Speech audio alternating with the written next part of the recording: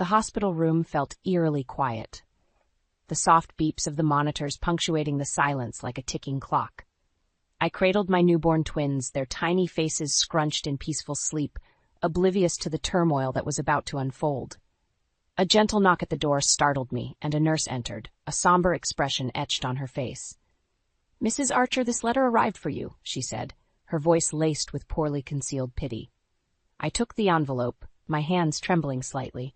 As soon as the nurse left, I tore it open, my heart pounding in my chest. The words seemed to blur before my eyes, but one phrase stood out in stark relief. I want a divorce. My world shattered in that moment. Calvin, the man I had loved and trusted, the one I thought would stand by my side through thick and thin, had betrayed me in the cruelest way imaginable. The letter went on to reveal his affair, his decision to abandon me and our children for another woman. Tears streamed down my cheeks, and I clutched my babies closer, as if they were the only anchors keeping me from drifting away into a sea of despair. How could he do this to us? After years of struggling with infertility, these precious little ones were supposed to be the culmination of our dreams, the embodiment of our love. But Calvin's absence spoke volumes. He didn't even bother to show up for their birth, too consumed by his selfish desires to witness the miracle we had fought so hard to achieve. The man I thought I knew had become a stranger, and the life I had envisioned for us was nothing but a cruel illusion. In that moment, I made a silent vow to my children. I would be the strength they needed. I would protect them from the pain and betrayal that their father had inflicted upon us. And I would rise above this, not as a victim, but as a survivor, forging a new path for myself and my family. It was a long, sleepless night, punctuated by the soft cries of my babies and the shattering of my own heart. But as the first rays of dawn filtered through the window, I knew that this was not the end, but the beginning of a new chapter, one where I would write my own story, free from the shackles of a broken marriage and a broken man. I clutched the divorce papers like a lifeline, my knuckles turning white with the sheer force of my grip. Calvin's words cut deeper than any knife, his cruelty slicing through the very core of my being. "You're delusional if you think you can handle raising those brats on your own," he sneered, his voice dripping with contempt. "You'll fail as a mother, just like you failed as a wife." My brother Evan, who had taken me in after I left the hospital, placed a comforting hand on my shoulder. "Don't listen to him, sis. He's just trying to hurt you." Calvin scoffed, his lips twisted into a sneer. "Hurt her? I'm just telling the truth. She's nothing but a burden, and those kids are better off without her." I flinched, his words like physical blows, but Evan's presence gave me strength. "Get out of my house," he growled, his usually gentle demeanor replaced by a protective fury. Calvin shrugged, his cold eyes meeting mine for a brief moment before turning on his heel and leaving. The silence that followed was deafening, punctuated only by the soft whimpers of my newborn twins in the nursery. Evan enveloped me in a warm embrace, and I clung to him, my body shaking with the force of my sobs. How could he be so cruel? I choked out, my voice muffled by his shoulder. "He's a coward," Evan said, his voice laced with disgust. "But you're stronger than him, Miranda. You've always been the stronger one." His words resonated deep within me, igniting a spark of determination that had been flickering beneath the pain and betrayal. I pulled back, wiping the tears from my eyes, and nodded. "You're right," I said, my voice steadier than I had expected. "I can't let him break me, not when I have these two precious lives depending on me." Evan smiled, his eyes shining with pride. "That's my sister. Now let's focus on getting you and the twins settled. You're safe here, and we'll figure out the next steps together." As I held my babies close, their soft breaths brushing against my skin, I knew that Evan was right. Calvin might have shattered our family, but he couldn't destroy the unbreakable bond between a mother and her children. I would rise above his cruelty, his insults, and his attempts to diminish me. This was just the beginning of a new chapter, one where I would write my own story of resilience and triumph. The soft coos of my twins filled the air as I rocked them gently, their tiny fingers curled around mine. It had been a few months since I had taken refuge at Evan's place, and the wounds of Calvin's betrayal were slowly starting to heal. A knock at the door interrupted my reverie, and Evan poked his head in. "Hey, you've got a visitor. It's Derek. My heart skipped a beat at the mention of my old college friend. Derek had been a constant source of support during those tumultuous times, his unwavering friendship a lifeline in the midst of the storm. "Send him in," I called out, unable to suppress the smile that crept across my face. Derek stepped into the nursery, his warm grin instantly brightening the room. "There's my favorite little family," he said, his eyes twinkling with affection. "Derek, it's so good to see you," I said, rising to embrace him with one arm, the other cradling my precious bundle. He returned the hug with gentle care, mindful of the fragile lives nestled against me. "You're looking well," he murmured, pulling back to study my face. "Motherhood suits you." I felt a flush of pride at his words, a stark contrast to the constant barrage of insults and put-downs from Calvin. Derek had a way of making me feel valued, seen, and understood in a way that my ex-husband never could. "Thanks for being here," I said softly, my voice thick with emotion. "I don't know what I would have done without you and Evan." Derek waved a dismissive hand. "Don't mention it. That's what friends are for." His expression grew serious, and he lowered his voice. "Have you given any thought to the legal proceedings?" I nodded, my grip on my children tightening instinctively. "I want to fight for full custody. Calvin doesn't deserve to be a part of their lives, not after the way he treated us." Derek's jaw clenched, his eyes hardening. "That bastard doesn't deserve anything," he spat, his usual composure slipping for a moment. "But don't worry, Miranda, I'll make sure he pays for what he's done." A surge of gratitude washed over me, and I reached out to squeeze his hand. "Thank you, Derek, for everything." His features softened, and he returned the gentle pressure. "You don't have to thank me, just focus on being the amazing mother I know you are, and leave the rest to me." As Derek left, I couldn't help but feel a sense of renewed strength and determination. With him by my side, I knew that I had a fighting chance at building the life my children deserved, a life free from the toxicity and pain that Calvin had brought into our world. The road ahead might be long and arduous, but for the first time in a long while, I felt hope blossoming in my heart. Calvin might have shattered my dreams, but with the unwavering support of those who truly cared for me, I knew that I could pick up the pieces and create something even more beautiful, a future where my twins could thrive, loved and protected, untainted by their father's cruelty. The soft glow of the laptop screen cast a warm hue across Derek's face as he leaned back in his chair, brow furrowed in concentration. I watched him intently, my heart thrumming with a mixture of anticipation and trepidation. "Are you sure about this, Miranda?" he asked, his voice low and serious. "Once we set this in motion, there's no turning back." I nodded, my resolve unwavering. He brought this on himself. It's time he faced the consequences of his actions. Derek let out a long exhale, running a hand through his hair. "All right, I've gathered enough evidence to bury him, but we need to be smart about how we play this." Leaning forward, he began to outline his plan, his words precise and calculated. "We'll start by issuing a formal demand for a fair settlement, custody, child support, and a substantial alimony. If he refuses, we'll have no choice but to go public with the information we have on his shady business dealings." My stomach twisted at the mention of Calvin's professional misdeeds. The man I had once loved and trusted had been living a double life, engaging in fraud and deceit that threatened to unravel his entire career. "Do you really think he'll cave?" I asked, my voice laced with doubt. Calvin's always been so arrogant, so sure of himself. Derek's eyes hardened, his jaw set in a firm line. "He'll have no choice. Not when the evidence is this damning. We've got him cornered, Miranda. It's time to make him pay for what he's done." A surge of determination coursed through me, fueled by the memory of Calvin's cruelty and the pain he had inflicted upon me and my children. I had spent too long cowering in his shadow, allowing his manipulation and abuse to dictate the course of my life. No more. "Let's do it," I said, my voice steady and resolute. "I'm ready to take back control." Derek's lips curved into a grim smile, and he nodded. "Then let's make that bastard squirm." Over the next few weeks, we meticulously prepared our case, gathering every shred of evidence and fortifying our legal strategy. Derek was a force to be reckoned with, his razor-sharp intellect and unwavering determination a formidable combination. As the day of the mediation approached, I could feel the tension building, like a coiled spring waiting to be released. Calvin had no idea what was coming, and I couldn't help but savor the thought of wiping that smug grin off his face. When the moment finally arrived, I steeled myself, drawing strength from the knowledge that I was no longer fighting alone. Derek was by my side, a steadfast ally in the battle against my former tormentor. As Calvin strutted into the room, his arrogance practically radiating from his pores, I felt a surge of power course through my veins.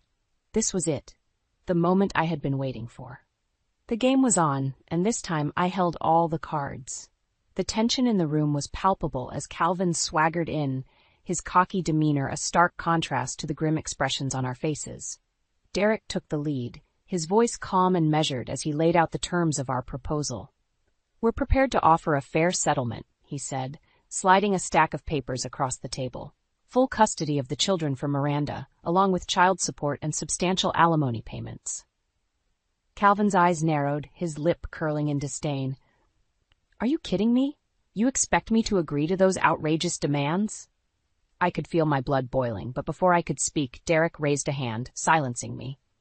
"It's a generous offer, given the circumstances," he said, his voice taking on a razor-sharp edge. Calvin scoffed, leaning back in his chair with a smug grin. "And what circumstances would those be? You have no leverage here." Derek's expression hardened, and he reached into his briefcase, retrieving a thick file. "I wouldn't be so sure about that." With a flick of his wrist, he scattered the contents of the file across the table, revealing a damning trail of evidence, financial records, email correspondence, and detailed accounts of Calvin's fraudulent activities within his company. The color drained from Calvin's face as he rifled through the documents, his bravado evaporating like mist in the morning sun. Where did you get this?" "That's not important," Derek said, his voice laced with steel. "What matters is that we have more than enough evidence to bury you, professionally and personally." Calvin's eyes darted between us, his mask of arrogance crumbling as the realization of his predicament sank in. "What do you want?" he growled, his hands clenched into tight fists. "Exactly what we asked for," I spoke up, my voice steady and unwavering. "The settlement, no contest on custody, and your silence. Agree to our terms, and this information stays buried." Calvin's jaw tightened, his eyes burning with barely contained rage. For a long moment, the room was deathly silent, the weight of our ultimatum hanging heavy in the air. Finally, he let out a sharp exhale, his shoulders slumping in defeat. "Fine, you win." A surge of triumph coursed through me, but I refused to let it show on my face.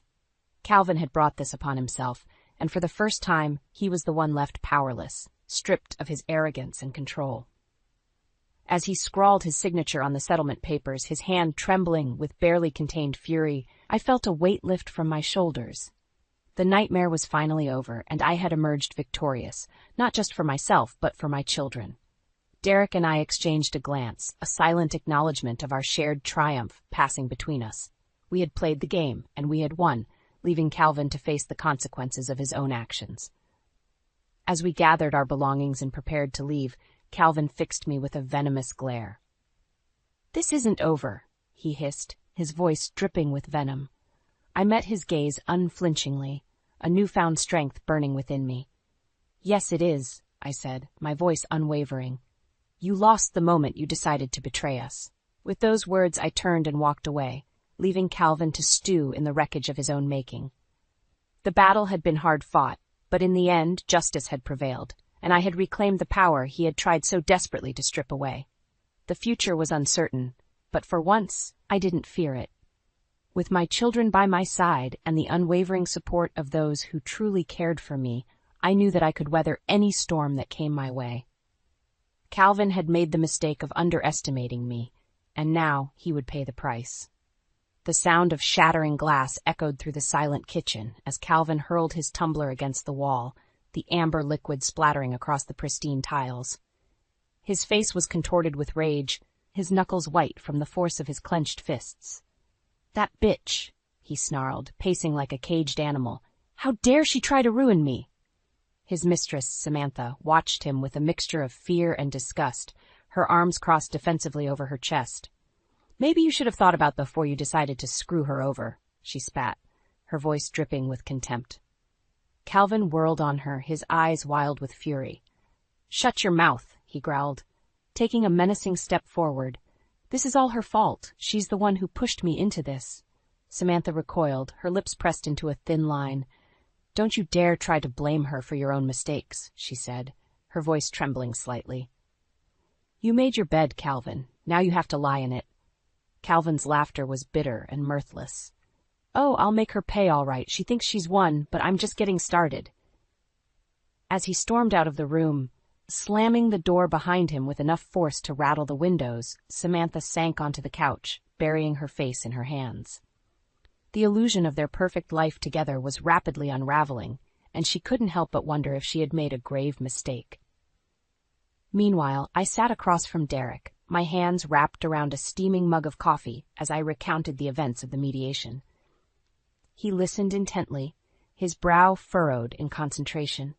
"I can't believe he had the audacity to threaten you," he said, shaking his head in disgust. "The man has no shame."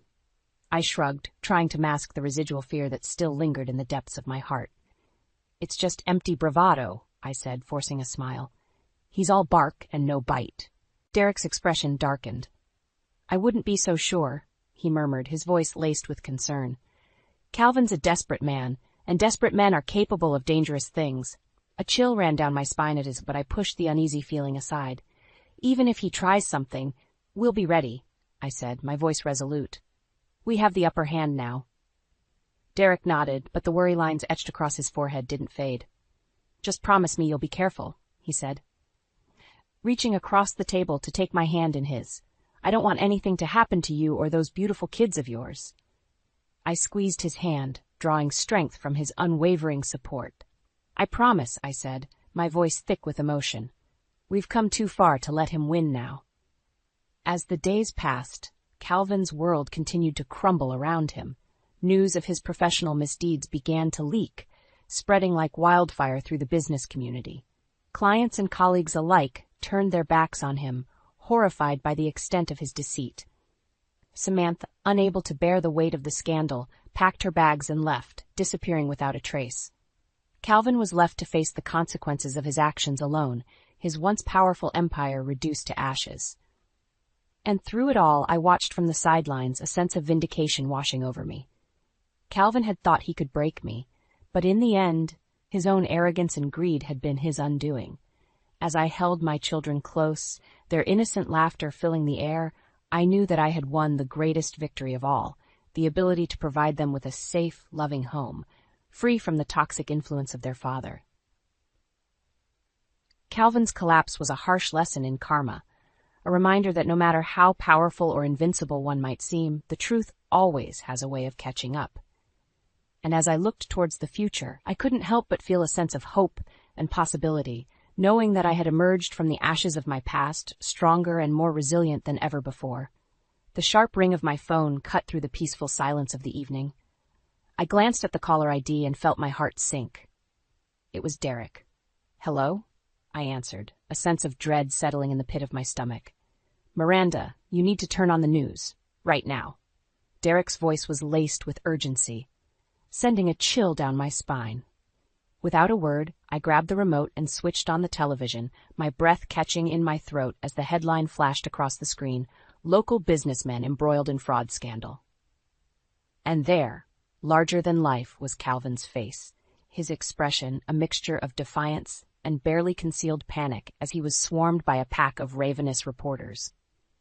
"Mr. Archer, is it true that you've been embezzling funds from your company?" one of them shouted, thrusting a microphone in his face. Calvin recoiled, his jaw clenched tight. "No comment," he growled, pushing his way through the throng. But the reporters were relentless, their questions growing more pointed and accusatory with each passing second. "What about the allegations of insider trading? Can you confirm or deny your involvement? How do you respond to the claims that you've been bribing government officials to secure lucrative contracts?" Calvin's face contorted with rage, his mask of composure slipping as the weight of the accusations bore down on him. "Get those cameras out of my face!" he snarled, lashing out at the nearest reporter. The scene descended into chaos, a flurry of shouting and jostling bodies as Calvin fought to escape the relentless onslaught of questions and accusations. I watched in stunned silence, my heart pounding in my chest as the reality of what was unfolding hit me. This was it, the final nail in the coffin of Calvin's once pristine reputation. As the news coverage shifted to a panel of analysts dissecting the scandal and speculating about the potential legal ramifications, I felt a surge of vindication coursing through my veins. Calvin had brought this upon himself, and now the world was bearing witness to the true depths of his depravity. The phone buzzed in my hand, snapping me out of my trance. It was Derek again. "Did you see it?" he asked, his voice tinged with a mixture of satisfaction and concern. "I saw it," I replied, my voice barely above a whisper. "It's really happening, isn't it?" Derek let out a long exhale. "Yes, it is, and there's no turning back now." A heavy silence hung between us, the weight of the situation settling like a thick fog. "Are you okay?" Derek asked, his voice softening with concern. I nodded, even though he couldn't see me. "I'm okay," I said, surprised by the steadiness of my own voice. "This is what we wanted, isn't it? For him to face the consequences of his actions." "Yes, but that doesn't make it any easier," Derek said gently. "You're allowed to feel conflicted, Miranda. This is a lot to process." I swallowed hard, my gaze drifting to the twin cribs in the corner of the room, where my precious babies slept peacefully, blissfully unaware of the storm raging around them. "I know," I said, my voice thick with emotion. "But I have to stay strong. For them. They deserve a life free from the toxic legacy their father has left behind." Derek was silent for a moment, and when he spoke again, his voice was laced with a quiet pride. "You're an incredible woman, Miranda Archer. Never forget that." As I ended the call and set the phone aside, I couldn't help but reflect on the long and arduous journey that had led me to this moment. Calvin's public disgrace was the final blow, the culmination of his own selfish actions and misdeeds. And yet, as I watched the news footage replaying in an endless loop, I felt no sense of triumph or satisfaction, only a profound sadness for the man he had become, and a fierce determination to ensure that my children would never bear the scars of his misguided choices. The road ahead was uncertain, but one thing was clear. Calvin's reign of terror was over, and it was time for me to step into the light, embracing the future with open arms and a heart full of hope. The soft glow of birthday candles flickered across the faces of my loved ones, their smiles warm and radiant as they gathered around the twins' cake. It was hard to believe that an entire year had passed since that fateful day in the hospital, the day my world had been shattered by Calvin's betrayal. But as I looked around the room, surrounded by the people who had stood by me through the darkest of times, I couldn't help but feel a profound sense of gratitude and hope. Evan, his eyes shining with pride, beamed at me from across the table, his unwavering support a constant source of strength. And beside him sat Derek, his hand resting comfortingly on my arm, a silent reminder that I was no longer alone. The twins giggled and clapped their hands, oblivious to the tumultuous journey that had brought us to this moment. For them, this was simply a day of celebration, a chance to revel in the unconditional love that surrounded them. As the birthday song faded into a chorus of cheers and laughter, I couldn't help but reflect on the long and winding road that had led me here. The pain and heartache of Calvin's betrayal, the fear and uncertainty that had threatened to consume me, all of it had been a crucible, forging me into a stronger, more resilient version of myself. No longer was I the meek, downtrodden woman who had cowered in the shadow of her husband's cruelty. I was a survivor, a warrior, who had stared down the demons of my past and emerged victorious. "Blow out the candles, Mommy," one of the twins exclaimed, their tiny voice cutting through my reverie. I smiled, leaning down to press a kiss to each of their foreheads before taking a deep breath and extinguishing the flickering flames with a single, decisive puff. A chorus of cheers erupted around the table, and I felt a warmth bloom in my chest that had nothing to do with the candles. This was my life now, a life filled with love, laughter, and the promise of endless possibilities.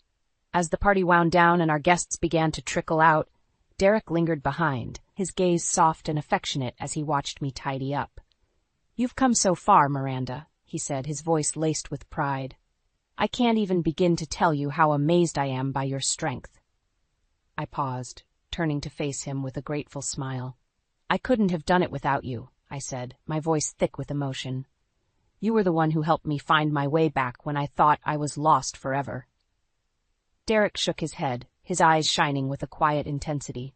"You found your own way," he said, taking a step closer. "I was just lucky enough to walk beside you."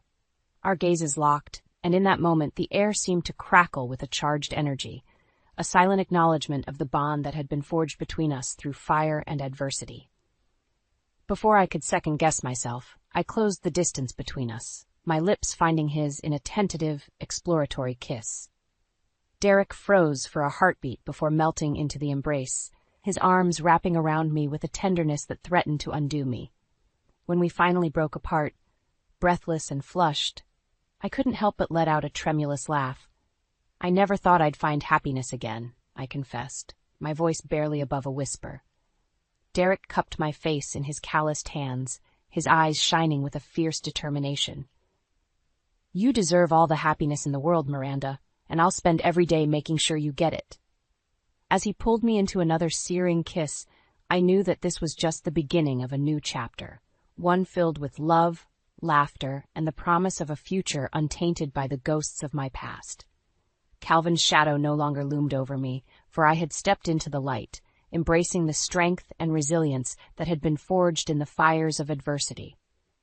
The road ahead was uncertain, but for the first time in a long time, I didn't fear the unknown. With my children by my side and the love of a good man to guide me, I knew that I could conquer any obstacle that dared to cross my path. This was my life, my story, and I was the author of my own destiny.